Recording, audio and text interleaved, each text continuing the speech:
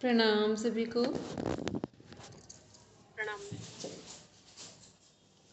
सभी लोग बैठेंगे प्रेयर के लिए, आंखें बंद। सभी एक साथ गायत्री महामंत्र बोलेंगे। ओम भूर्भुवः स्वः तत्सवितुर्वरेण्यं भर्गो देवस्य धीमहि धियो यो नः प्रचोदयात्। Now rub your palm, touch your eyes, then open your eyes. आज हम सभी लोग नए सत्र का शुभारंभ हो रहा है, जो कि हमारा एक वर्ष में 2 बार सेशन चलते हैं, एक जैन से जून और एक जुलाई से दिसंबर। तो आज हम सभी जो लोग नए जुड़ रहे हैं या जिनको भी जो MA MSc कर रहे हैं, जिनको भी नेट JRF के बारे में प्रॉपर जानकारी नहीं है, तो उनके लिए आज एक छोटा सा सत्र है जिसमें हम सभी केवल इसकी जानकारी लेंगे इस सत्र के माध्यम से कि UGC नेट का एग्ज़ाम कैसे तैयारी करते हैं, कौन कंडक्ट कराता है और इनके जो 2 पेपर्स हैं उसमें कितने क्वेश्चन आते हैं और कैसे हमें इस एग्ज़ाम को देना है। इन सब के बारे में एक ब्रीफ इंट्रोडक्शन देखेंगे। सभी हमारे सामने स्क्रीन शेयर हो रही है। UGC नेट JRF PhD सभी को पता होगा कि इस समय जो हमारा जितने हमारे कोड हैं 100 कोड हमारा लास्ट है अभी सब्जेक्ट का जो योग है, तो योग का कोड है 100 नंबर्स। तो योग का जो हमारा कोड 100 नंबर्स है, इसमें हमें क्या देखना है कि ये जो लास्ट कोड है ये और जो हमारा UGC नेट JRF PhD, तो 100 कोड हमारा योग का है। एक बार क्वेश्चन का पार्ट क्वेश्चन भी आ चुका है और ये क्वेश्चन का पार्ट भी है कि जब भी हम जो पहले था अभी तक 2 साल पहले कि नेट JRF यदि हमने किया है तो एक प्लस पॉइंट है कि हम एलिजिबल होंगे यूनिवर्सिटी और कॉलेज में पढ़ाने के लिए। लेकिन PhD का उससे कुछ ऐसा रिलेशन नहीं था कि नेट JRF नहीं है तो PhD नहीं कर पाएंगे। लेकिन अभी क्या हो गया, एक कंपल्सन कर दिया गया, कंपल्सरी हो गया है कि जो भी PhD करेंगे वो नेट का एक पार्ट रहे हो। JRF नहीं किया वो तो एज के अकॉर्डिंग हमारा फाइन होता है कि एज नहीं है 35 हो गए तो नहीं कर सकते हैं। लेकिन नेट यदि आपने नेट का एग्ज़ाम ही नहीं दिया है और नेट में पास नहीं हो, नेट के 3 कैटेगरीज में कनेक्ट किया गया है। जो नेट है वो सपोज़ एक एग्जांपल लेते हैं इसका कि यदि 60 मार्क्स में नेट क्वालिफाइड होते हैं हम लोग, तो 65 to 70 में JRF क्वालिफाइड होंगे। एक ही एग्ज़ाम में 3 कैटेगरीज हैं हमारी। नेट मिडल में है, अपर में JRF जाएगा जब 10% का कम से कम एक एवरेज बढ़ेगा तब, और यही 10% यदि हम नीचे हैं तो ये हम किसके लिए एलिजिबल हैं, PhD के लिए। PhD हम तीनों में कर सकते हैं, नेट है तो भी PhD कर सकते हैं, JRF है तो भी PhD करेंगे, तब तो हमें JRF मिलेगा ही उसी के बिहाफ पर, जूनियर रिसर्च फेलोशिप। लेकिन अब हम ये नहीं है कि हम नेट नहीं है तो भी PhD कर लेंगे। इसलिए ऐसा किया गया है क्योंकि अभी तक मोस्टली क्या हुआ है कि कट कॉपी पेस्ट का सिस्टम था PhD में। अब क्या हो गया, प्लेगरिज्म रिपोर्ट लगानी होती है, तो वो सब वही लोग कर पाएंगे जिन्होंने कहीं तो 100% पढ़ाई करके अपने आप को समझा हो कि हम क्या कर सकते हैं। कई बार होता है कि हमने PhD किसी से भी करवा ली, रुपए देकर करवा ली, लेकिन NTA जो एग्ज़ाम कंडक्ट करा रही है UGC नेट का, ये आप ऐसे नहीं कर सकते हो। आप कोई ये नहीं कह सकता कि इस एग्ज़ाम को हम नॉर्मली क्वालिफाइड कर जाएंगे, ऐसा बिल्कुल नहीं है। तो यहाँ पर जब नेट के लिए जो हमारा नेट का परसेंटेज है उसमें अगर थोड़ा सा भी हमारा नीचे है 5%, तब हम नेट नहीं भी है तब भी हम PhD के लिए एलिजिबल होंगे। लेकिन उसके माध्यम से हमको इतना परखा जा सकता है, जाना जा सकता है कि हम कुछ पढ़कर आए हैं तो हम PhD करने योग्य हैं। अदरवाइज़ पीएचडी करना, पीएचडी की डिग्री लेना और फिर उसके बाद हमें कुछ प्रॉपर जानकारी ना होना, ये क्या है, ये अपने आप में एक हायर क्वालिफिकेशन के लिए क्या है, एक बैड सिग्नल है एक तरह का। ठीक है, तो हम लोग अब देखते हैं कि जो हमारा यूजीसी नेट का एग्ज़ाम है, पहले नेट ये एग्ज़ाम सीबीएसई बोर्ड की तरफ से या सीबीएसई करवा रहा था।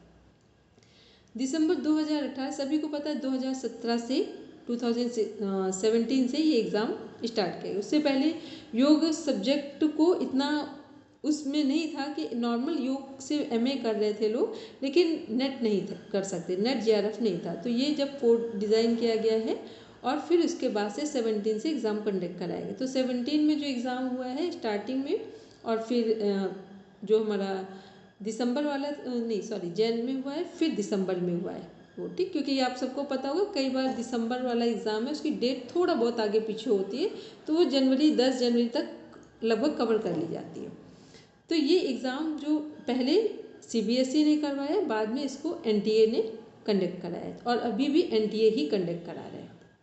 तो जो हमारा 2018 से एनटीए यूजीसी नेट का एग्ज़ाम कंडक्ट करा रहे हैं, उसमें थर्ड जो पॉइंट है, पहले ये एग्ज़ाम सीबीएसई करा रहा था, फिर एनटीए ने करवाया। अब एनटीए ने जो एक थर्ड अपना रूल, और यही टू एक मिनट अपनी बात को एक बार थोड़ा सा आगे कनेक्ट करेंगे, पहले अधूरी है एक बात कि 2018 में एक और चेंज हुआ है कि एनटीए ने अपना जो जो योग का सिलेबस है हमारा, उसमें यूनिट थर्ड को ऐड किया गया है 2018 के लास्ट में, बल्कि 19 से वो प्रॉपर तरीके से सिलेबस का पार्ट या कह दें कि एग्ज़ाम का पार्ट बन गया। ठीक है, पहले क्या था कि जो हमारी उपनिषद वाली राजयोग की उपनिषद वाली यूनिट थी वही थी, थर्ड यूनिट को वहाँ पर अलग नहीं किया गया था। यहाँ थर्ड यूनिट को, हठ योग की यूनिट को या हठ योगिक जो उपनिषद है इन्हें अलग किया। ये कहाँ हुआ है, 2018 की तरफ हुआ है, जब से ये एनटीए को एग्ज़ाम कंडक्ट कराने का कार्यभार दिया गया है। फिर है हमारा ये परिवर्तन यूजीसी के निर्देश पर, सभी को पता है यूनिवर्सिटी ग्रांट कमीशन की तरफ से ही सारे रूल्स रेगुलेशन फॉलो कराए जाते हैं। अब ये क्या है, ये जो परीक्षा है 2018 तक क्या हो रही थी, ये सब रिटन एग्ज़ाम था, सब ऑफलाइन मोड पे था। हम लोगों ने भी ऑफलाइन मोड पर ही ये एग्ज़ाम दिया है। उसके बाद ये एग्ज़ाम क्या हो गया, कंप्यूटर बेस्ड एग्ज़ाम हो गया कि अब क्या है कि कंप्यूटर का एक बेसिक नॉलेज होना भी आवश्यक है। कितना भी हमें कुछ ना पता हो, लेकिन कुछ इतनी चीज़ें पता हो कि सेव कैसे करते हैं चीज़ों को, ओपन कैसे करते हैं, ऑफ कैसे करते हैं, तो एक बेसिक नॉलेज होना सबके लिए कंपलसरी है। नेक्स्ट देखते हैं हमारा जो परीक्षा का उद्देश्य क्या है यूजीसी नेट का। परीक्षा का पहला उद्देश्य तो यही है कि ये इस परीक्षा को पास करने से हम कॉलेज में और यूनिवर्सिटी में पढ़ाने के लिए एलिजिबल होते हैं, टीचिंग के लिए एलिजिबल होते हैं। तो यहाँ पर हमारा जो उद्देश्य है वो सबसे पहले यदि हम पूरा हो गया तो क्या बनेंगे, हम असिस्टेंट प्रोफेसर बनेंगे। सेकेंड क्या बनेंगे, after 8 years associate professor, after 2 years means 10 वर्ष के अनुभव के बाद प्रोफेसर बनते हैं। ठीक, कोई भी डायरेक्ट प्रोफेसर नहीं बनेगा। नेक्स्ट हम लोग देख रहे हैं, इसी में आगे थोड़ा सा देखेंगे जो सेकेंड नंबर है यूजीसी नेट में, कि जो इसके प्रमुख उद्देश्य हैं कि असिस्टेंट प्रोफेसर बनने की पात्रता, जूनियर रिसर्च फेलोशिप। तो असिस्टेंट प्रोफेसर मीन्स जिन्होंने नेट क्वालिफाई किया है, तो जो नेट क्वालिफाइड हैं वो सब असिस्टेंट प्रोफेसर के लिए एलिजिबल हो गए। पीएचडी नहीं भी किया है, इस बात को और ध्यान से समझ लें सभी, पीएचडी नहीं भी किया है तो केवल नेट के एग्ज़ाम यदि आपने क्वालिफाइड हैं तो भी आप कॉलेज के लिए, यूनिवर्सिटी के लिए एलिजिबल है। बस यहाँ पर अपना एपीआई एक स्कोर होता है जो हमारा जैसे होता है ना कि क्रेडिट मिलता है हमें मार्किंग का, तो वो हमारा पेपर राइटिंग या बुक राइटिंग से हमें मिल जाता है। फिर नेक्स्ट है जूनियर रिसर्च फेलोशिप। ये क्या है, जिन्होंने जेआरएफ निकाला है तो वो उनको क्या मिलेगा, और ये जूनियर रिसर्च फेलोशिप मिलेगी कब, या तो आपने किसी प्रोजेक्ट पर काम किया हो या फिर आपने किसी टॉपिक पर काम किया हो। टॉपिक पर काम करने का मतलब कोई थीसिस राइटिंग कंप्लीट की हो, लिखी हो, तो जूनियर रिसर्च फेलोशिप मिलेगी। इसी जो जूनियर रिसर्च फेलोशिप है, यदि हमने पीएचडी करते हुए 3 years कंप्लीट किए हैं और 2 years अभी हमारा काम बाकी है या हम किसी भी कारण से उसे भी कंप्लीट करना चाहते हैं, तो फिर यही JRF किस में कन्वर्ट हो जाएगा, SRF में। SRF मीन्स हो गया सीनियर रिसर्च फेलोशिप। अब यहाँ पर एक 10 to 20 के अराउंड आपका 1000 में, मतलब 10 से 20,000 के बीच में आपका जो मंथली आपको रुपए मिल रहे थे वो यहाँ बढ़ जाएंगे, जो आपकी फेलोशिप आ रही थी वो बढ़ेगी। फिर है इसमें PhD में प्रवेश। तो PhD में प्रवेश तीनों में होगा, असिस्टेंट नेट क्वालिफाइड है तो भी, जूनियर रिसर्च JRF है तो भी, और नेट का जो नीचे वाली कैटेगरी है परसेंटेज का, उसमें भी PhD के लिए एलिजिबल होंगे। नेक्स्ट देखते हैं हम लोग परीक्षा का माध्यम और आवृत्ति जो है वो कैसी रहेगी, या समय सीमा क्या रहेगी, या करने का पैटर्न क्या रहेगा। तो परीक्षा CBT मोड में हो रही है, सभी को पता कंप्यूटर बेस्ड है। पूरे भारत में निर्धारित कंप्यूटर केंद्रों पर, मतलब कंप्यूटर केंद्रों पर भी कह सकते हैं, या ये कह सकते हैं जहाँ पर भी जो कॉलेज या इंटर कॉलेज अदर संस्थाएं जो भी करवा रही वहाँ पर कंप्यूटर की सुविधा रखी जाएगी, करवाई जाएगी। फिर हम नेक्स्ट है इसी में साल में 2 बार होती है ये एग्ज़ाम। अभी हमने बताया कि 1 दिसंबर और 1 जून 2 बार कंडक्ट होता है, लेकिन जब जब कुछ ऐसी प्रॉब्लम हो जो आपातकालीन स्थितियां देश में हो, उस टाइम पर इस परीक्षा को आगे भी बढ़ाया जाता है। जैसे सभी को पता होगा कोरोना के समय इसको 1 ईयर के लिए 1 ईयर में 1 टाइम हुई थी ये परीक्षा, और उस कारण से अभी तक कई बार थोड़ा सा टाइम आगे पीछे हो जा रहा है, क्योंकि 3 वर्ष के बाद आफ्टर 3 इयर्स इसको सिस्टमेटिक लाया गया है, अदरवाइज टाइम इसका बहुत आगे पीछे हो रहा था। फिर हमारा है आयु सीमा की एज लिमिट क्या है।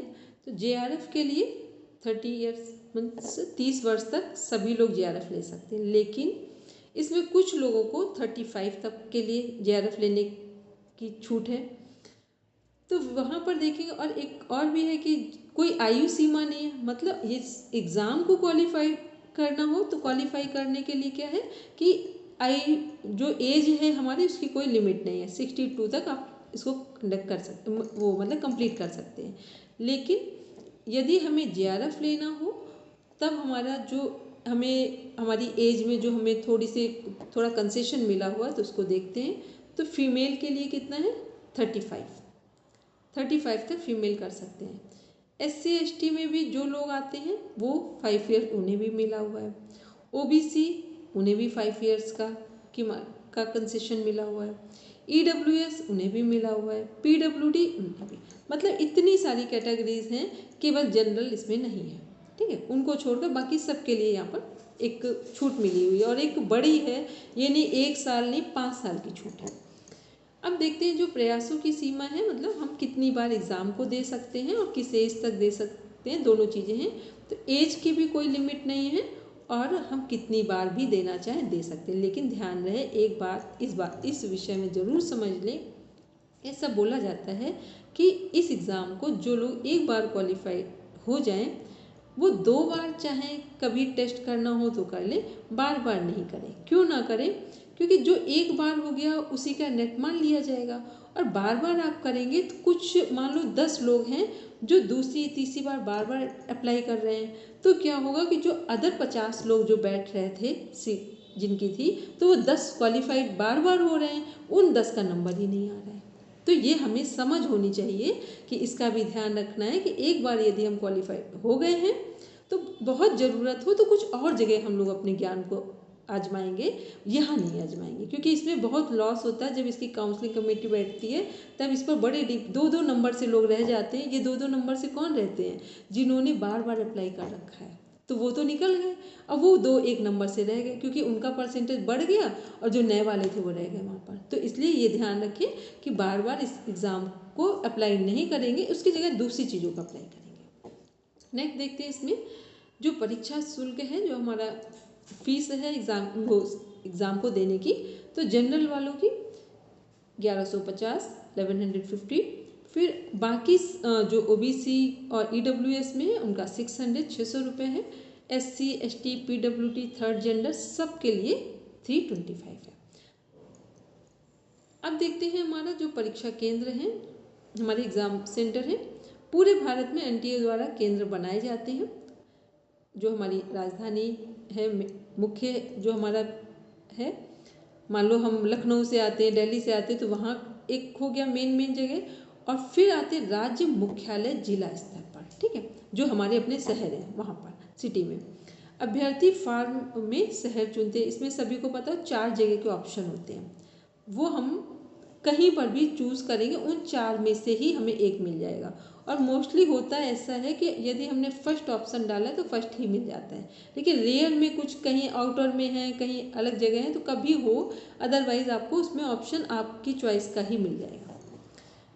नेक्स्ट है आधिकारिक जो वेबसाइट है आवेदन, एडमिट कार्ड, परिणाम आदि के लिए आधिकारिक वेबसाइट को देखते हैं ugcnet.nta.nic.in।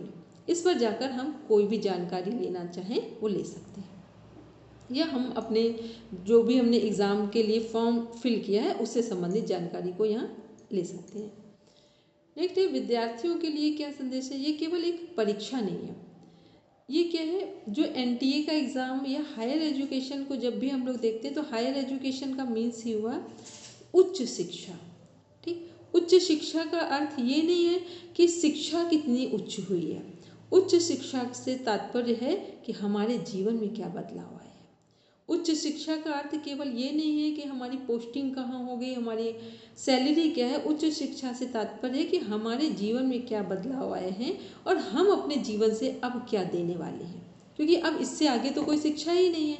तो यहीं पर अब हमें जो कुछ करना है वो डिसाइड हो जाएगा कि हम किस फील्ड में जाएंगे और किसके एक्सपर्ट बनेंगे। यहाँ देने से मतलब उच्च शिक्षा का मीन्स है कि किस फील्ड में हमने मास्टरी की है, कौन से सब्जेक्ट पे, कौन से टॉपिक पर हमारी इतनी कमांड है कि उस पर हम पढ़ाने के साथ साथ उस ग्रंथ को लिख भी सकें अपने शब्दों में, अपने अनुभव के द्वारा। ये है हमारा उच्च शिक्षा, और उसके माध्यम से अपने विद्यार्थियों को, अपने जो हम जहाँ पर काम कर रहे हैं प्रोफेशन में, यूनिवर्सिटी, कॉलेज को, और अदर जो हमारे सामाजिक, जो जहाँ पर भी हम रह रहे हैं और जो हमारे सामाजिक दायित्व हैं, उनमें हम अपनी उच्च शिक्षा का क्या सदुपयोग कर सकते हैं। ये है हायर एजुकेशन। नेक्स्ट देखते हैं हम लोग जो हमारा सृजन योग एकेडमी है, जिसके माध्यम से अभी हम सभी जुड़े हुए हैं और बात कर रहे हैं। यहाँ पर क्या है कि एक तो इस जो हमारी एकेडमी है सृजन योग एकेडमी, हम सभी लोग जिससे जुड़े हुए हैं, इसका उद्देश्य केवल शिक्षा प्राप्त करना नहीं है, शिक्षा के साथ साथ विद्या प्राप्त करना है, क्योंकि विद्या हमें आत्मनिर्भर बनाती है और आत्मसंतुष्टि देती है रोजगार के साथ साथ। फिर अब हम लोग नेक्स्ट देखते हैं कि पेपर 1 और पेपर 2, यहाँ पर 2 पेपर हैं, पेपर 1 और 2 अब इस समय एक साथ ही आपके सामने होते हैं। अब हमें किसको पहले करना है, किसको बाद में करना है, ये ऑप्शन हमारा है, हम क्या चूज़ करेंगे। तो जो पेपर 1 है, यहाँ पर हम देख रहे हैं कि teaching aptitude, research aptitude, reasoning comprehension, data interpretation, ICT, higher education, environment और भी अदर अभी हमारी 1-2 पॉइंट्स हैं इसमें। तो ये क्या है, हमारा कम्युनिकेशन। ठीक है, ये सभी हम चीज़ों को हम कहाँ पढ़ेंगे, सभी टॉपिक्स को, सब्जेक्ट्स को पेपर 1 में पढ़ेंगे। और इनको क्यों पढ़ेंगे, क्योंकि इन सब के माध्यम से हमें अपने आसपास का, अपने जो कुछ भी हम पढ़ने जा रहे हैं, पढ़ाने जा रहे हैं, उसका हमें एक जनरल नॉलेज हो जाता है, ताकि हम अपना जो नॉलेज ले रहे हैं या जो देने वाले हैं उसको प्रॉपर तरीके से दे पाएँ। इसका उद्देश्य सिर्फ इतना है, क्योंकि हम वो सब माध्यम है हमारी बात को व्यक्त करने के, और ये जो हमारा पेपर है इसको हम पढ़ाएंगे, क्योंकि हम जो भी प्रोफेसर बनेंगे, असिस्टेंट प्रोफेसर, एसोसिएट प्रोफेसर या प्रोफेसर, वो सब हम अपने सब्जेक्ट में बनेंगे।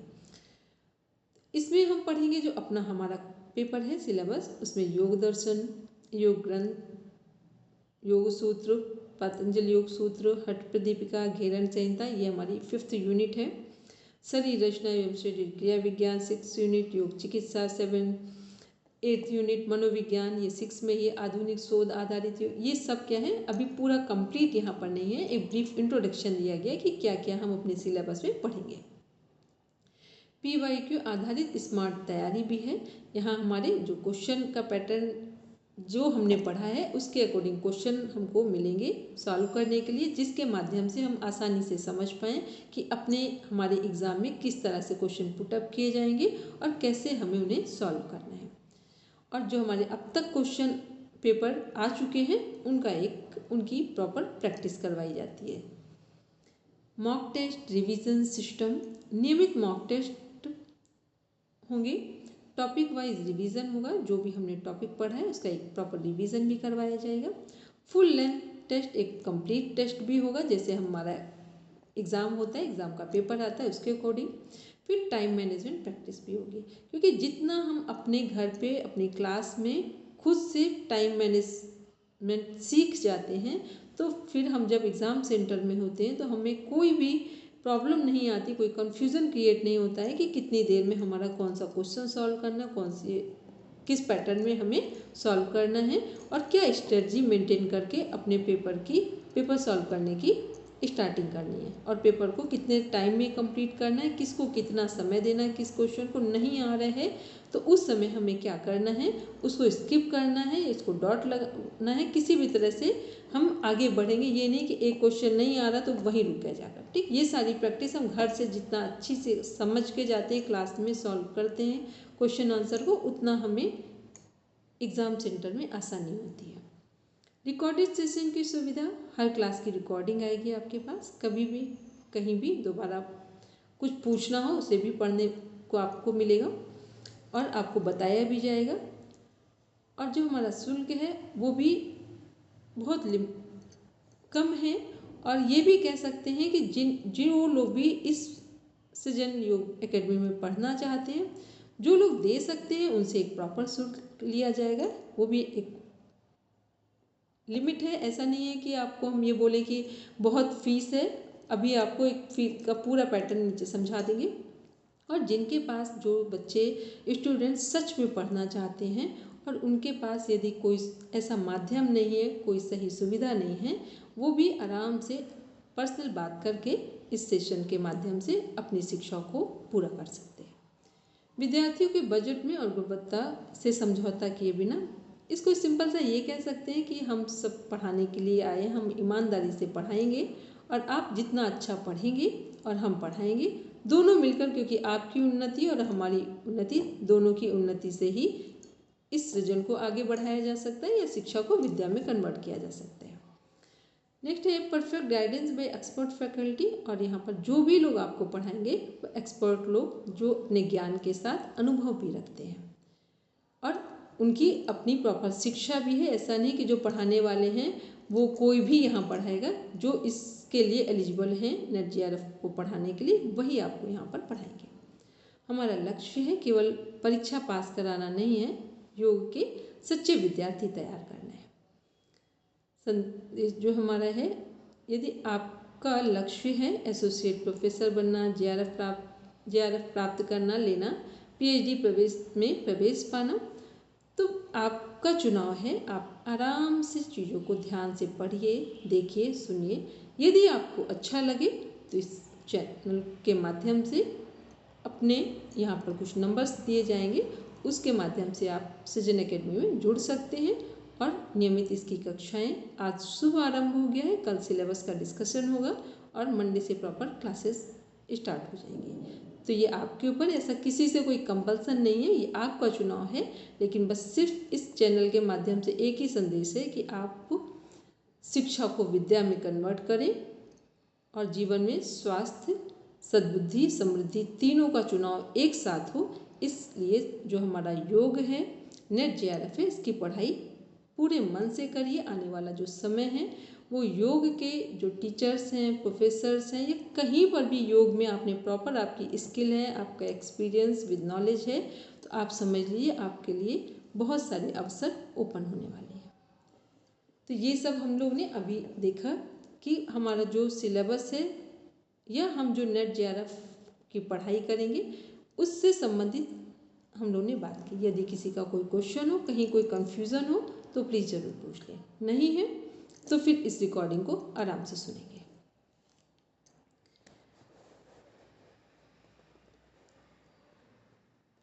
तो ये अब हमारे सामने स्क्रीन अभी शेयर हो रही थी, इसको आप लोग, जिसको भी लगे कि कोई कन्फ्यूज़न जो हमें पढ़ने के माध्यम से चाहिए तो इसमें देख लेंगे, और कुछ पूछना हो तो आराम से पूछ लीजिए।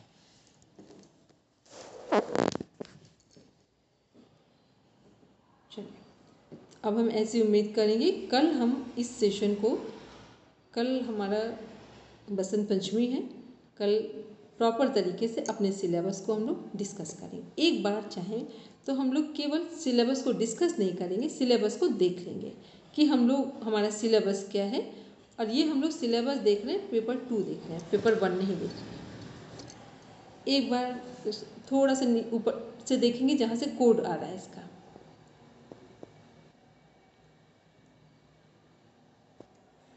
चलिए कोई बात नहीं, कोड लगभग सभी को पता है, 100 कोड है हमारा। इसमें देखते हैं जो टॉपिक्स हैं जिनको हम पढ़ेंगे, उन टॉपिक्स को एक बार देखते हैं पूरी ध्यान से। ये देखिए कोड भी शेयर हो रहा है ताकि पेपर को प्रॉपर देख लें कि हमारा NTA जो एग्ज़ाम UGC नेट, विश्वविद्यालय अनुदान आयोग, नेट ब्यूरो, कोड हमारा है 100। पाठ्यक्रम जो है इसमें हमारी 10 यूनिट्स हैं, सेम हमारी फर्स्ट पेपर में भी 10 यूनिट्स हैं। बस फर्स्ट पेपर में 50 क्वेश्चंस आपको मिलेंगे सॉल्व करने के लिए, और जो सिलेबस है हमारा उसमें 100 क्वेश्चंस मिलेंगे। और कहीं पर भी अभी UGC नेट ने नेगेटिव मार्किंग नहीं लगाई है, तो ये एक प्लस पॉइंट है। इसमें देख रहे हैं क्या क्या हम पढ़ेंगे, उन यूनिट्स के केवल नेम देखते हैं। योग के आधारभूत तत्व, योग का इतिहास और योग के विविध संप्रदाय। इसमें हम योग के बारे में पढ़ेंगे प्राचीन से लेकर अभी तक, एंशिएंट से लेकर मॉडर्न टाइम तक, कि अभी जो रिसेंट में बाबा रामदेव जी, आचार्य श्री राम शर्मा जी, ये सभी लोग जिन्होंने जो कुछ भी अभी रिसेंट में अपना योगदान दिया, जो अभी शरीर में नहीं है और जो शरीर में है, उनके बारे में देखेंगे। यहाँ पर वेद उपनिषद के बारे में भी पढ़ेंगे। फिर सेकंड है योग के ग्रंथ, प्रमुख उपनिषद, भगवद गीता, योग वशिष्ठ। यहाँ जो उपनिषद है वो अब हम प्रॉपर उपनिषद के नेम के साथ उपनिषद को पढ़ेंगे, और ये सभी राजयोगिक उपनिषद, भगवद गीता, योग वशिष्ठ। थर्ड यूनिट है योग के ग्रंथ, योग उपनिषद। ये सारे जो उपनिषद हैं ये यूनिट बाद में ऐड की गई है, तो इसमें हम हठ योगिक उपनिषदों के बारे में पढ़ेंगे। फोर्थ यूनिट है पातंजलि योग सूत्र। यहाँ पर एक ही बुक है, 195 सूत्र हैं, रिटन बाय महर्षि पतंजलि। इस पूरी बुक पर एक यूनिट आधारित है। फिफ्थ नंबर पे है हठ योग के ग्रंथ। हठ योग के ग्रंथ जो फिफ्थ यूनिट है, इसमें हमारी करीब 8 बुक्स हैं यहाँ पर। 6 नंबर पे देख रहे हैं संबद्ध विज्ञान, सामान्य मनोविज्ञान। ये सबसे बड़ी यूनिट है 6 नंबर। इसमें हमारा जनरल जो साइकोलॉजी है वो पढ़ेंगे। एनाटॉमी, फिजियोलॉजी, मानव शरीर संरचना एवं क्रिया विज्ञान का परिचय, आहार एवं पोषण, ये सभी चीज़ें हम 6 यूनिट में पढ़ेंगे। 7th में है योग एवं स्वास्थ्य। ये जो अभी हमने ऊपर यूनिट्स पढ़ी हैं उनका एक मिला जुला हुआ स्वरूप 7th यूनिट में है। 8th में पढ़ेंगे चिकित्सीय योग। यहाँ पर भी वही जो हम ऊपर पढ़ चुके हैं, या ये कहें 6 यूनिट इसमें एक बड़ा रोल प्ले कर रही है कि हमारी जो एनाटॉमी फिजियोलॉजी है इसमें कितने तरह के रोग उत्पन्न होते हैं और उन्हें योग, आहार या योगिक प्रैक्टिसेस के माध्यम से कैसे ठीक किया जा सकता है, और साइकोलॉजी के माध्यम से कैसे मनोरोगों को दूर किया जा सकता है। 8th नंबर में देख रहे हैं चिकित्सीय योग, ये इसी के बारे में अभी हमने बात की। 9th में है योग अनुप्रयोग। इसमें हम कुछ पैटर्न भी देखेंगे पढ़ने के कि किस पैटर्न पर पढ़ने या पढ़ाने से विद्यार्थियों को या रिसर्चर्स को जल्दी समझ में आता है। 10th यूनिट में देखेंगे क्रियात्मक योग। ये कंप्लीट प्रैक्टिकल पार्ट है जिसमें हम आसन, प्राणायाम, मुद्रा, बंद, ध्यान, शवासन, योग निद्रा सभी के बारे में पढ़ेंगे। सूक्ष्म व्यायाम के बारे में पढ़ेंगे, या किसने जो हमारे अभी रिसेंट के जो योग के एक्सपर्ट हैं उन्होंने कौन कौन सी टेक्निक डेवलप की हैं जिनसे हम ध्यान को आसानी से कर सकें, अपने आप को एकाग्रचित्त कर सकें। और भगवान बुद्ध, महावीर और जो पहले संत महापुरुष हुए हैं उन जो योग दिया है वो हमारे लिए कितना कारगर है, ये सब हम कहाँ पढ़ेंगे, 10th यूनिट में प्रैक्टिकल पार्ट पढ़ेंगे। नेक्स्ट हम लोग आगे देखेंगे। अब यूनिट 1 देख रहे हैं हम लोग।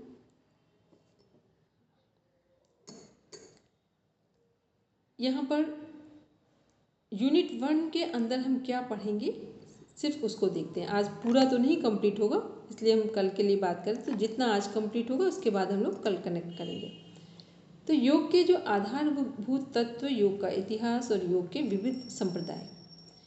योग का इतिहास और विकास, अर्थ और परिभाषाएं, भ्रामक धारणाएं, योग का लक्ष्य एवं उद्देश्य, वेद, उपनिषद एवं प्रस्थानत्रयी का परिचय, पुरुषार्थ चतुष्टय की अवधारणा, सर दर्शन की सामान्य अवधारणा, ज्ञान मीमांसा, तत्व मीमांसा, आचार मीमांसा तथा मुक्ति, सांख्य, योग और वेदांत दर्शन विशेष संदर्भ में इनको पढ़ेंगे। नेक्स्ट है महाकाव्य एवं स्मृतियों का परिचय। रामायण, महाभारत सभी को पता है, ये हमारे महाकाव्य हैं। इनके अंदर एक छोटा सा पार्ट जो हमारा श्रीमद् भगवद गीता से संबंधित है, अरण्यकांड, जो रामायण का एक छोटा सा पार्ट अरण्यकांड, ऐसा नहीं कि पूरा पढ़ना है, एक विशेष स्पेसिफिक पार्ट है जिसको हम लोग पढ़ेंगे। याज्ञवल्क्य स्मृति में योग की कहाँ कहाँ पर जो कुछ भी हो रहा है वहाँ पर योग कहाँ है, क्योंकि योग केवल आसन करने से नहीं आता है। योग का मीन्स है कि हमारी मानसिक स्थिति कैसी है, सामंजस्य का स्तर क्या है, जिसका जितना अच्छा विषम परिस्थितियों में सामंजस्य है या सामंजस्य बिठाने की जिसकी जैसी क्षमता है या जितनी क्षमता है, वो ही योग का हमारा प्रैक्टिकल स्वरूप है। तो ये सब कहाँ हम देखेंगे, रामायण, महाभारत, याज्ञवल्क्य स्मृति में, ऐसे और भी जगह हम लोग देखेंगे। मैं इसी पतंजलि एवं गुरु गोरक्षनाथ जी की योग पद्धति परंपराओं का संक्षिप्त परिचय, यौगिक विधान कि इनका संक्षिप्त जीवन परिचय क्या है और इन्होंने योग में क्या योगदान दिया है।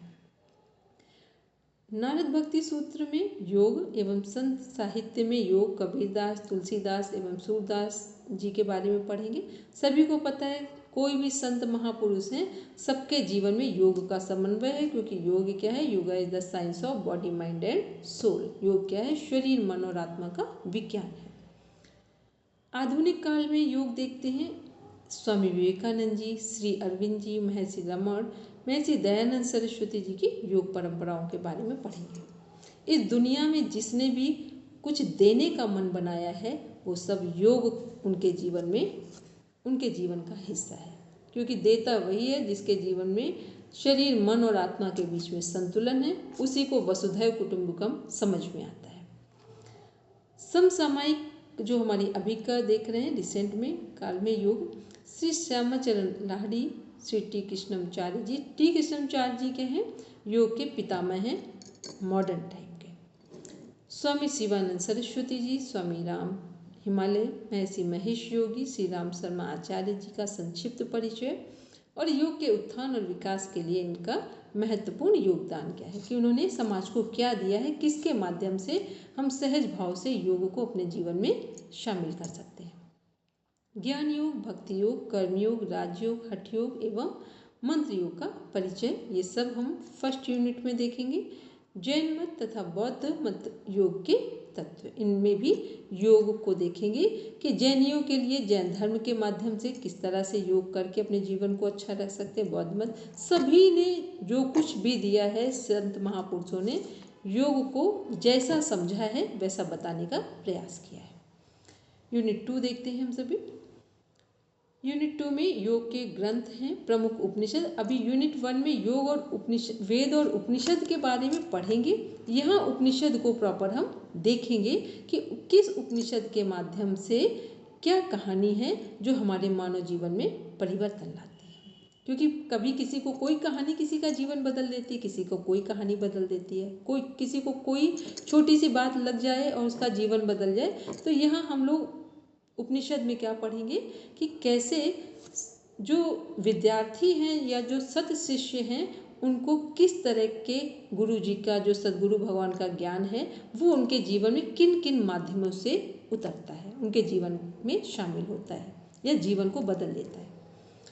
ईशावास्य उपनिषद प्रथम उपनिषद है। कर्मनिष्ठा की अवधारणा, विद्या और अविद्या की अवधारणा, ब्रह्म का ज्ञान, आत्मभाव, ये इसके अंदर बेसिक कंटेंट है।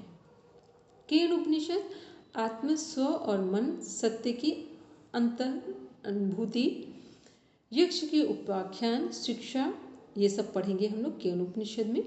कठ उपनिषद में योग की परिभाषा, आत्मा का स्वरूप, आत्मानुभूति का महत्व। प्रश्नोपनिषद में प्राण और रई, सृष्टि की अवधारणा, पंच प्राण, 6 मुख्य प्रश्नों के बारे में पढ़ेंगे। ये वो प्रश्न हैं जो हमारे मनुष्य जीवन में एक प्रश्न बन के उभरते हैं कि हमारा मनुष्य जीवन क्यों मिला है, कैसे इसको ठीक करें, कैसे विषम परिस्थितियों में भी खुश रहा जाए। मुंडक उपनिषद, ब्रह्म विद्या हेतु 2 उपागम, पराविद्या और अपराविद्या। ब्रह्म विद्या की महानता, स्वार्थ युक्त कर्मों की निरर्थकता। ये पॉइंट बड़ा अच्छा है, स्वार्थ युक्त कर्मों की निरर्थकता, कि स्वार्थ युक्त कर्म कैसे हमारे जीवन में निरर्थक साबित होते हैं। तप और गुरु भक्ति, सृष्टि की उत्पत्ति, ध्यान का अंतिम लक्ष्य ब्रह्मानुभूति। मांडूक्य उपनिषद, चेतना की 4 अवस्थाएं, उकार अ उ म के सृजनित अक्षरों के साथ इनका संबंध क्या है, क्योंकि अ उ म सतरजतम और फिर इनसे पार महाकाल की बात करते हैं। या तीनों काल जो है, पास्ट प्रेजेंट फ्यूचर, इनसे आगे महाकाल, ये हमारा ओम रिप्रेजेंट करता है। तैत्तिरीय उपनिषद, पंचकोश की अवधारणा, शिक्षावल्ली, आनंदवल्ली, भृगवल्ली का संक्षिप्त विवरण। छांदोग्य उपनिषद, ओम, उद्गीत, ध्यान, सांडिल्य विद्या। सभी ध्यान रखिए, ये जो हमारा सिलेबस है इसमें ये ऑटोमेटिक डिज़ाइन किया गया है, ये किसी ने डिज़ाइन नहीं किया है। यहाँ पर जहाँ कहीं कुछ ऐसे वर्ड्स हैं जो लगेगा कि हिंदी में जैसा होना चाहिए वो नहीं है, तो ये सांडिल्य विद्या लिखा हुआ है। अभी ऐसे और भी कुछ वर्ड्स आएंगे तो ये कोई कन्फ्यूज़न ना रखिए कि कहीं से टाइप होकर गलत हुआ है। बृहदारण्यक उपनिषद, आत्मा और ज्ञान योग की अवधारणा, आत्मा और परमात्मा की एकात्मकता। ये हमारे 10 उपनिषद हो गए जो राजयोग पर आधारित हैं और आदि शंकराचार्य जी के द्वारा इनको क्या किया गया है, प्रॉपर तरीके से सिस्टमेटिक सरल भाषा में डिफाइन किया गया है। जो 108 उपनिषद थे उनमें से 10 को निकाला गया है। श्रीमद् भगवद गीता, भगवद गीता का सामान्य परिचय, योग की परिभाषाएं और इनकी प्रासंगिकता और क्षेत्र की। श्रीमद् भगवद गीता आज कितनी प्रासंगिक है। भगवद गीता के आवश्यक तत्व, आत्मस्वरूप, स्थित प्रज्ञ एवं सांख्य योग का अर्थ, अध्याय 2 कर्मयोग, अध्याय 3 संन्यास योग तथा कर्म स्वरूप, सकाम और निष्काम संन्यास, ध्यान योग, अध्याय 6 भक्त के प्रकार, अध्याय भक्त के 4 प्रकार हैं, अध्याय 7 भक्ति का स्वरूप, अध्याय 12 भक्ति योग के साधन और साध्य, त्रिगुण और प्रकृति का स्वरूप, त्रिविध श्रद्धा, योग साधक का आहार, आहार का वर्गीकरण, अध्याय 14 और 17 में है। देवसु संपत्ति विभाग योग, अध्याय 16, मोक्ष संन्यास योग, अध्याय 18। योग वशिष्ठ महारामायण है। योग वशिष्ठ के प्रमुख बिंदु, आदि और व्याधि की अवधारणा, आदि मन और व्याधि शरीर। मन के रोग और शरीर के रोग मिलकर ही क्या बनते, मनोदैहिक व्याधियां बनती हैं। मुक्ति के 4 द्वारपाल, परमानंद की उच्चतम अवस्था, योग के विघ्नों के निराकरण हेतु अभ्यास, सत्वगुण का विकास, ध्यान के 8 चरण, ज्ञान की सप्त भूमिका। ये सब हम पढ़ेंगे यूनिट 2 में। यूनिट 3 में देखते हैं योग के ग्रंथ, योग उपनिषद। यहाँ पर भी देखिए कुछ मिस प्रिंट लग रहा है, श्वेतास्त्र उपनिषद है हमारा, द्वितीय अध्याय ध्यान योग की। अब देखो द्वितीय अध्याय क्यों लिखा है, क्योंकि यहाँ पर द्वितीय अध्याय जिन जिन अध्याय से हमें पढ़ना है, जो हमारे नेट का पार्ट है उतना ही पढ़ेंगे। इस बात को सब विशेष ध्यान रखेंगे। पूरी बुक पढ़ने से इस एग्ज़ाम को क्वालिफाई नहीं कर पाएंगे। जो हमें चाहिए, जितना हमारे सिलेबस का पार्ट है उसकी डीप स्टडी करनी है। ध्यान योग की विधि और उसका महत्व, ध्यान के लिए उपयुक्त स्थान, प्राणायाम का क्रम और उसकी महत्ता, योग सिद्धि के पूर्व लक्षण की योग सिद्धि होने वाली हो तो क्या लक्षण हमारे शरीर और मन में व्यवहार में प्रतीत होते हैं। योग सिद्धि का महत्व, तत्वज्ञ, जहाँ कहीं भी तत्वज्ञ लिख दिया जाए तो इसका मतलब है अब हम राजयोग की तरफ जा रहे हैं, मोक्ष समाधि की तरफ जा रहे हैं। फिर 6वां जो अध्याय है हमारा परमेश्वर का स्वरूप और उसकी महिमा, भगवत प्राप्ति के उपाय, मोक्ष की प्राप्ति। योग कुंडली उपनिषद में प्राणायाम सिद्धि के उपाय, प्राणायाम के भेद, ब्रह्म प्राप्ति के उपाय। योग का उद्देश्य क्या है, मोक्ष की प्राप्ति।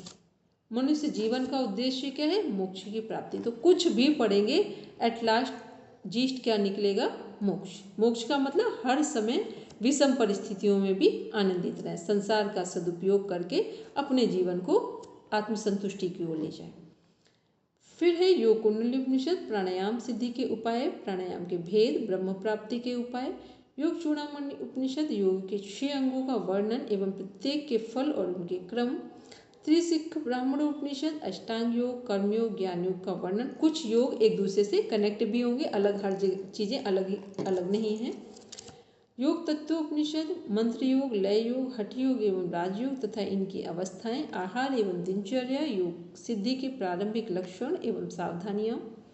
ध्यान बिंदु उपनिषद, ध्यान योग का महत्व, प्राणायाम का स्वरूप, प्रणव ध्यान की विधि, प्रणव ओम से संबंधित है।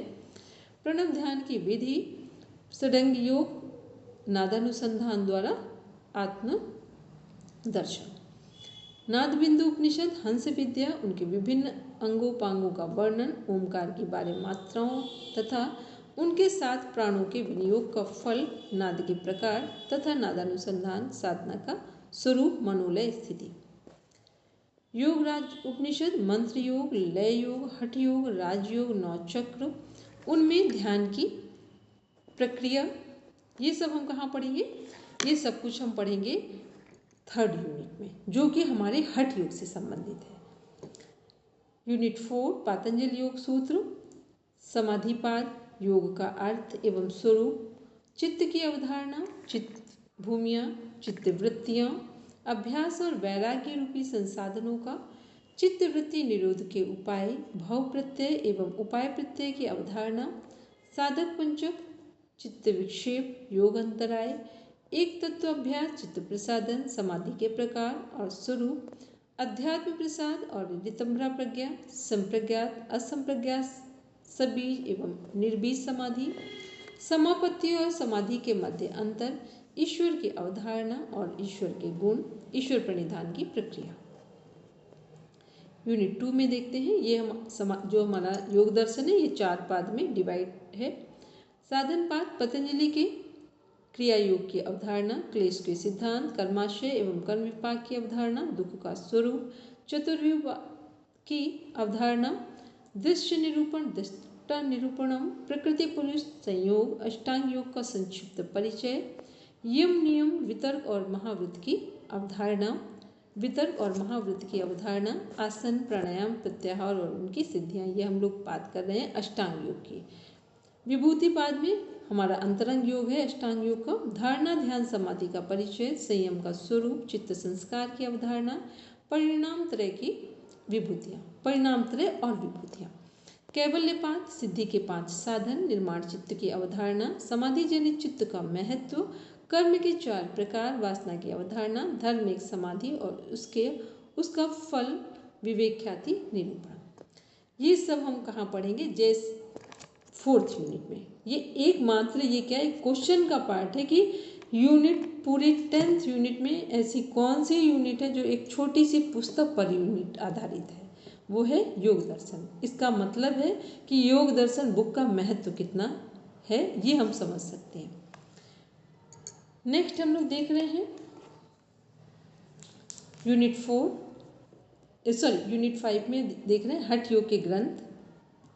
हठ योग के जो हमारे ग्रंथ हैं, हठ योग और हठ योग के ग्रंथों का परिचय, योग बीज, गोरख संहिता, शिव संहिता, वशिष्ठ संहिता, शिष्य सिद्धांत पद्धति, हठ प्रदीपिका, घेरन संहिता और हठ रत्नावली। हठ योग का उद्देश्य, हठ योग से संबंधित भ्रामक धारणाएं, हठ योग की पूर्वापेक्षाएं, 10 यम और नियम, हठ योग के साधक और बाधक तत्व, घट की अवधारणा, घट शुद्धि में शरीर शुद्धि, हठ योग के शोधन क्रियाओं की अवधारणा और महत्व, स्वास्थ्य एवं रोग में शोधन क्रियाओं का महत्व, मठ की अवधारणा, मिताहार, हठ योग के साधकों द्वारा पालन किए जाने वाले नियम और विनियम। हठ योग के ग्रंथों में आसन, योगासन की परिभाषा, पूर्वापेक्षाएं और प्रमुख विशेषताएं, हठ प्रदीपिका, हठ रत्नावली, शिव संहिता, वशिष्ठ संहिता, घेरन संहिता में वर्णित विभिन्न आसनों के लाभ, सावधानियां और प्रतिकूलात्मक निर्देश। हठ योग ग्रंथों में प्राणायाम, प्राण एवं प्राणायाम की अवधारणा, प्राणायाम के चरण और अवस्थाएं, हठ योग साधना में प्राणायाम की पूर्वापेक्षाएं हठ प्रदीपिका, घेरन संहिता, शिव संहिता तथा वशिष्ठ संहिता में वर्णित प्राणायाम, प्राणायाम के लाभ, सावधानियां एवं प्रतिकूलात्मक निर्देश, बंध, मुद्रा और अन्य अभ्यास, मुद्रा एवं बंध की अवधारणा, परिभाषा, हठ प्रदीपिका, हठ रत्नावली और घेरन संहिता, शिव संहिता, वशिष्ठ संहिता में वर्णित बंध एवं मुद्रा की परिभाषा, लाभ, सावधानियां और निषेधात्मक निर्देश, घेरन संहिता में प्रत्याहार और ध्यान की अवधारणा, परिभाषा, लाभ और विधियां, हठ प्रदीपिका में नाद और नादानुसंधान की अवधारणा और लाभ, नादानुसंधान की 4 अवस्थाएं, चरण, हठ योग और राजयोग में संबंध, हठ योग के उद्देश्य, हठ योग की समसामयिक आदेयता कि अभी आज हठ योग की क्या ज़रूरत है, कहाँ ज़रूरत है। अब एक बार टाइम को हम लोग देखते हैं, यदि टाइम कंप्लीट हो रहा है आज का तो फिर हम लोग कल देखेंगे। अभी टाइम हमारे पास है। चलो नेक्स्ट है यूनिट 6 संबद्ध विज्ञान, सामान्य मनोविज्ञान। सामान्य मनोविज्ञान में क्या हम लोग देखेंगे, जो हमारे मन से संबंधित समस्याएं हैं। सामान्य मनोविज्ञान मानव शरीर रचना एवं क्रिया विज्ञान का परिचय, आहार एवं पोषण। सामान्य मनोविज्ञान में सबसे पहली मनोविज्ञान समस्याएं कहाँ से शुरू होती है, नींद डिस्टर्ब होती है। ठीक, मन की कोई भी समस्या का प्रभाव सबसे अधिक कहाँ पड़ता है, हमारी नींद पर पड़ता है और नींद का प्रभाव हमारे पाचन तंत्र पर पड़ता है। तो नींद, निद्रा की अवस्थाएं, निद्रा विकार, व्यवहार के विज्ञान के रूप में मनोविज्ञान, व्यवहार की परिभाषा, व्यवहार का मनोवैज्ञानिक आधार, व्यक्तित्व का स्वरूप एवं प्रकार, व्यक्तित्व के निर्धारक तत्व, आनुवंशिक एवं वातावरणीय व्यक्तित्व विकास के विभिन्न रूप एवं अवस्थाएं, संवेदन, प्रत्यक्षण, अवधान, स्मृति, अधिगम की परिभाषा एवं प्रकार, मानसिक द्वंद्व एवं कुंठा के कारण एवं परिणाम, सामान्य मानसिक विकारों का परिचय, अनिद्रा, अवसाद, तनाव एवं चिंता। जो लोग इंग्लिश में भी पढ़ना चाहते हैं उनको इंग्लिश में भी सिलेबस प्रोवाइड करा दिया जाएगा। इसमें इंग्लिश और हिंदी में कुछ अंतर नहीं है, जिसमें जिसको सही लगे दोनों में आराम से पढ़ सकते हैं सिलेबस को। मानव शरीर रचना एवं क्रिया विज्ञान का परिचय, कोशिका, ऊतक एवं अंग तंत्र का परिचय, कोशिका के आधारभूत शरीर क्रिया विज्ञान। इसमें सीधा सा बोलेंगे, पहले हम लोग फर्स्ट पढ़ेंगे सेल, टिश्यू, ऑर्गन सिस्टम के बारे में देखेंगे और पूरे 11 सिस्टम को देखेंगे। फिर हमारा muscular system, skeleton system, muscular system, skin system, endocrine system. फिर हमारा आता है respiratory system, nervous system, respiratory system, circulatory system, lymphatic system, digestive system, endocrine system और एक्सक्रीटरी सिस्टम, जो एंडोक्राइन से संबंधित जा रहा है हमारा एक्सक्रीटरी सिस्टम। फिर हम लास्ट में पढ़ेंगे रिप्रोडक्टिव सिस्टम। ठीक है, लगभग हम इन सिस्टम्स को पूरा कवर करेंगे। इससे संबंधित हमारी फिजियोलॉजी क्या है हमारे सभी सिस्टम्स की, फिर वहाँ से संबंधित कौन कौन से रोग उत्पन्न हो सकते हैं और किस कारण से उत्पन्न हो सकते हैं, ये सब कुछ हम पढ़ेंगे एनाटॉमी फिजियोलॉजी में। नेक्स्ट है आहार एवं पोषण। आहार एवं पोषण की जो मूलभूत अवधारणाएं हैं यहाँ पर हम लोग देख रहे हैं कि जो हमारे 6 मॉडर्न डाइट के कंपोनेंट्स हैं उनके बारे में पढ़ेंगे, जो हमारे यौगिक डाइट के कंपोनेंट्स हैं उनके बारे में पढ़ेंगे, यौगिक डाइट कैसे हमारी लाइफ को सेटिस्फैक्टरी मोड में हमारे जीवन को रखती है, या जो हमारी यौगिक डाइट है उसके माध्यम से जो योग की परिभाषा है कि हमारा शरीर, मन और आत्मा एक डायरेक्शन में काम करें। क्योंकि भोजन क्या है, बहुत बड़ा नहीं, सबसे बड़ा रोल प्ले करता है हमारे व्यक्तित्व के विकास में। हम जो कुछ भी बनते हैं और जो कुछ भी बनेंगे उसमें भोजन का सबसे बड़ा रोल होता है। हमारा जैसा व्यवहार है उसमें भोजन का सबसे बड़ा रोल होता है। तो ये सब हम पढ़ेंगे, मॉडर्न डाइट भी देखेंगे यहाँ पर।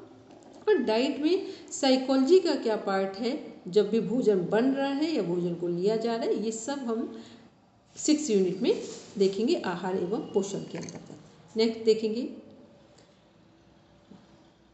यूनिट 7 में योग एवं स्वास्थ्य के बारे में। यहाँ जो हमने ऊपर 6 यूनिट में पढ़ा है उन सब का हम एक जो एप्लीकेबल जो पार्ट है, जो हमारा प्रैक्टिकल पार्ट है, कि उसको पढ़ करके यदि हम उसे अलग अलग देखना चाहें तो क्या हम उसके क्वेश्चन के आंसर को दे सकते हैं या नहीं, वो सब हम कहाँ देखेंगे, 7th, 8th, 9th, 10th unit में।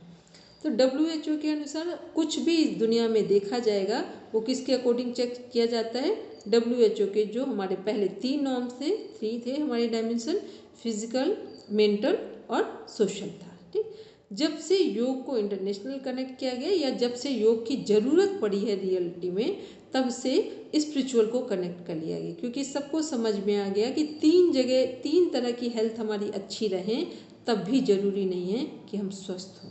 ठीक है, स्वस्थ का मतलब सभी परिस्थितियों में सामंजस्य बिठाना है। स्वस्थ का मतलब ये नहीं है कि आपके जीवन में कष्ट नहीं आएंगे, हम लोग के कष्ट नहीं, जितने जो लोग स्वस्थ हैं उनके जीवन में कष्ट अधिक है, रियलिटी ये है। ठीक है, जो जितना जिसको ज्ञान मिल जाता है उसके जीवन में कष्ट अधिक आते हैं, ये ध्यान में रखेंगे। ठीक है, तो WHO के अनुसार स्वास्थ्य की परिभाषा, स्वास्थ्य के आयाम शारीरिक, मानसिक, सामाजिक एवं आध्यात्मिक दृष्टिकोण से स्वास्थ्य के बारे में पढ़ेंगे। त्रिगुण की अवधारणाएं, पंचमहाभूत, पंचप्राण तथा स्वास्थ्य और चिकित्सा में उनकी भूमिका, पंचकोश एवं षटचक्र की अवधारणा तथा स्वास्थ्य और चिकित्सा में उनकी भूमिका, स्वास्थ्य संरक्षण में योग की बचावी भूमिका, जीवन शैली के रूप में योग, हेयम दुःखनागतम, स्वास्थ्य के अंतर्निहित कारण, तापत्रय क्लेश, रोग की शारीरिक एवं शरीर क्रियात्मक अभिव्यक्ति, व्याधि, आलस्य, अंग में जड़त्व एवं श्वास प्रश्वास, मानसिक एवं भावनात्मक अस्वस्थता, स्त्यान, संशय, प्रमाद, अविरति, भ्रांति दर्शन, अनुभूमिकत्व, अनुवस्थित तत्व, दुख एवं दौड़नस। ये जो हमने योग अंतराय हैं यूनिट 4 में वो यहाँ देख रहे हैं। यौगिक आहार, आहार का सामान्य परिचय, मिताहार की अवधारणा, पारंपरिक योग ग्रंथों के अनुसार यौगिक आहार का वर्गीकरण और शरीर बनावट, प्रकृति, अभी हमने बात की थी, पूरा आहार ही डिसाइड करता है कि हम क्या हैं, क्या होंगे, क्या रहे थे। ठीक है, तो वात पित्त कफ क्या है, ये हमारा है जो हम फिजिकली देख सकते हैं किसी व्यक्ति को कि किसी में वात की प्रधानता, किसी में पित्त की या किसी में कफ की, और कई बार दोनों दो प्रकृति एक साथ काम कर रही होती है। फिर हम लोग इसी में नीचे देख रहे हैं कि जैसा जिसका भोजन होगा वैसी उसकी सात्विक, राजसिक, तामसिक प्रकृति होगी, नेचर होगा। घेरन संहिता के अनुसार भोजन को देख रहे हैं कि पथ्य अपथ्य क्या है, कौन सा भोजन खाने योग्य है, कौन सा ना खाने योग्य है। स्वस्थ जीवन शैली में देख रहे हैं कि आहार भी अच्छा हो और विहार भी अच्छा हो, आचार भी अच्छे हो और विचार भी अच्छे हो। जीवन शैली के हेतु योग का सकारात्मक दृष्टिकोण क्या है, मैत्री, करुणा, मुदिता, उपेक्षा। ये सकारात्मक दृष्टिकोण पढ़ाई के हिसाब से नहीं है, अपने जीवन को ठीक करने के लिए भी है कि मैत्री, करुणा, मुदिता, उपेक्षा ये हमारे पूरे स्वास्थ्य को कैसे ठीक रख सकता है। आगे देखेंगे हम लोग। यूनिट 8 में देख रहे हैं चिकित्सीय योग, यौगिक अभ्यास, प्रायोगिक योग, उपयुक्त योग अभ्यासों के माध्यम से व्याधियों का प्रबंधन, यौगिक आहार, किसी भी व्यक्ति को ठीक करना हो तो क्या क्या ध्यान रखना है हमको, उसका आहार कैसा है, वो उसके लिए कौन से आसन में बैठना या लेटना ठीक है, षटकर्म की कहाँ जरूरत है, किस प्राणायाम से उसकी तकलीफ को दूर किया जा सकता है, कौन सा ध्यान करने योग्य है, कौन से यम के कारण न अपनाने से उसके जीवन में समस्याएं हैं, कौन सा नियम नहीं अपना पा रहा है, सुधारात्मक निर्देश, आहार, विहार, आचार और विचार के से, मतलब यहाँ पर जो कुछ भी है वो व्यक्ति के रोग के अनुसार उसको हमें देना है, ये नहीं कि एक ही चीज़ सभी के लिए काम आ जाए। निम्नलिखित सामान्य व्याधियों के लिए योग चिकित्सा का संयुक्तात्मक एकीकृत दृष्टिकोण क्या है। देखो, श्वसन संबंधित रोग होंगे तो कोई भी रोग होंगे लगभग उनके लिए जो पैकेज यूज़ किया जाएगा योग का वो सेम होगा। ऐसे ही जो हमारे हार्ट से संबंधित जितने भी प्रॉब्लम्स हैं उनके लिए लगभग एक जैसा ही योग का पैकेज बनेगा, थोड़ा बहुत कम ज़्यादा हो सकता है व्यक्ति विशेष की ज़रूरत के अनुसार, अदरवाइज पैकेज एक जैसा रेडी होगा। फिर अंतःस्रावी एवं चयापचय जो रोग हैं जिसमें ये क्या है, मधुमेह, डायबिटीज़, यहाँ पर थोड़ा सा ध्यान रखने योग्य चीज़ें हैं कि किस उम्र यहाँ पर देखी जाती है और बच्चों में है या बड़ों में है।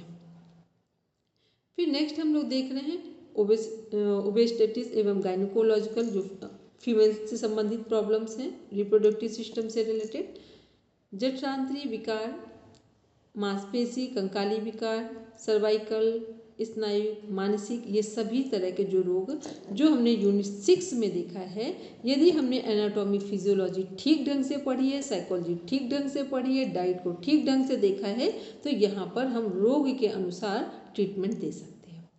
आगे देखेंगे हम लोग। यदि टाइम पूरा हो रहा है तो फिर हम लोग कल देखेंगे। हाँ 5 मिनट्स बचे हैं, तो कोई क्वेश्चन आंसर हो तो किसी का कोई भी क्वेश्चन हो, यदि लग रहा हो कि कहीं कोई कंफ्यूजन है तो प्लीज़ पूछ लीजिए। और अगर यदि सबको सब कुछ पता है तो फिर अब एक होमवर्क नोट कीजिए। जो लोग आज जुड़े हैं या जो पहले से जुड़े हैं, कुछ नहीं भी जुड़ पाए हैं, तो जिनको जो आज जुड़े हैं और पहले से भी जुड़े रहे हैं, तो प्लीज़ इतना काम करेंगे कि सभी एक बार अपना सिलेबस प्रॉपर रीड कर लेंगे। ये सबका होमवर्क है। सभी को एक बार, 1 से 2 बार आज और एक बार रीड करेंगे, फर्स्ट पेपर को भी और हमारे जो सिलेबस है उसको भी प्रॉपर रीड करेंगे। अपना पेन पेपर उठा कर रखेंगे, एक एक पॉइंट पर टिक करते हुए पढ़ेंगे कि किसी का प्रॉपर मीनिंग नहीं पता है या जो कुछ भी आपको लगता हो कि हमें इसका कहीं कोई कन्फ्यूज़न है, कुछ क्लियर आंसर नहीं है हमारे पास, तो वहाँ पर डॉट लगाएंगे, ताकि हम लोग जब कल सिलेबस को डिस्कस करेंगे तो वहाँ पर उसका मीनिंग पूछ लेंगे। बाकी पढ़ेंगे प्रॉपर वे में, एक तरीके से जैसे हम यूनिट वाइज पढ़ेंगे, लेकिन वो उस वर्ड का पर्टिकुलर मीनिंग ना पता हो तो उसके बारे में पूछ लेंगे। ऐसा ही फर्स्ट पेपर में करेंगे। जितना हमारा सिलेबस का कंटेंट है उसको 1 बाय 1 पूरा डीप स्टडी करेंगे। और ये सब लोग इतना काम करके प्रॉपर रखेंगे। और फिर क्या करना है कि परसों से हम लोग, यदि हम लोगों का कल सारी चीज़ें कंप्लीट हो गई, क्योंकि कल पेपर 1 को भी हम लोग रीड करेंगे और कंप्लीट हो जाता है, तो फिर हम सैटरडे को एक टेस्ट लेंगे सबका, मंडे से प्रॉपर क्लासेस लेंगे। तो सब आराम से 1 घंटे क्लास में जुड़ेंगे। जो जुड़ सकते हैं वो जुड़ेंगे, नहीं जुड़ सकते तो रिकॉर्डिंग के माध्यम से पढ़ाई करेंगे।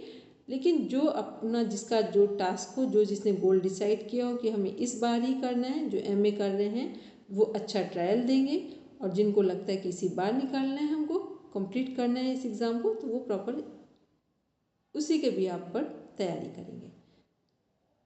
अभी किसी का, और एक दूसरी बात, जिसके पास जो हमारी ओरिजिनल टेक्स्ट बुक हमने बोली थी, यदि हैं तो ठीक है, नहीं है तो इस ग्रुप में आज एक बार आपको कुछ ओरिजिनल टेक्स्ट बुक शेयर कर दी जाएंगी, उनका राइटर के साथ फ्रंट पेज।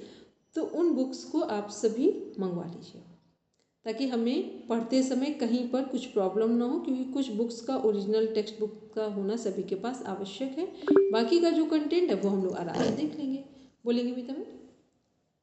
मैम, याज्ञवल्क्य के स्मृति में से काफी अलग क्वेश्चन आने लगे हैं, और जो कणाद एकेडमी की बुक में से पढ़ा है वो बहुत छोटा और कम उसमें मटेरियल है, तो इसके लिए हमें कौन सी बुक लेनी चाहिए? इसके लिए हम बुक क्या बोलते हैं मीता मैम, अभी हमने बात की है, हम एक बार 2-3 बुक्स को देख रहे हैं, हम सबको पहले देख लें, उसमें से जो सबसे इजी हो और ऑथेंटिक बुक लगेगी हम वो प्रिस्क्राइब करवाएंगे सबको, ठीक है?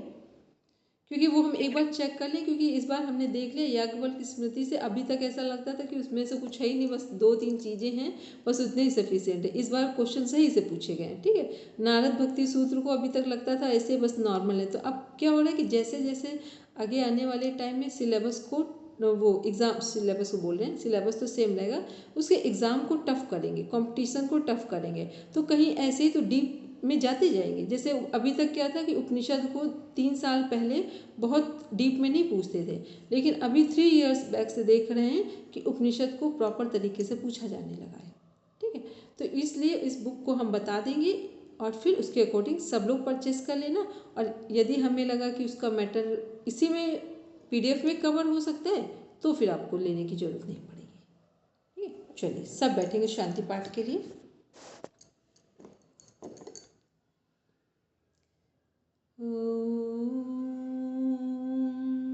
शांति शांति शांति। सर्वारिष्ठ